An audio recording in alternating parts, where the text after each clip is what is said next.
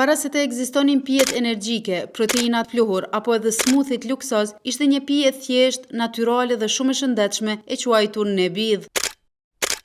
Ai është një pije tradicionale bërë nga hurmat ose rushi i thatë, të cilat vendosen në ujë të pastër për disa orë. Uji i thith ëmbëlsinë dhe vlerat ushqyese të frutave, duke e kthyer në një pije të lehtë, të freskët dhe të shëndetshme. Kjo nuk është thjesht një pije e zakonshme, është pija që e ka pirë vetë profeti alayhis salam. Ai e pinte atë si një pije ushqyese të pasur me energji, sidomos gjatë mëngjesit ose në udhëtime. Çfarë është në të vërtetë? Fjala nebidh vjen nga arabishtja dhe nënkupton diçka e zhytur në ujë. Hurmat ose rushi i thatë zhyten për disa orë derisa uji të marrë shijen dhe aromën e tyre.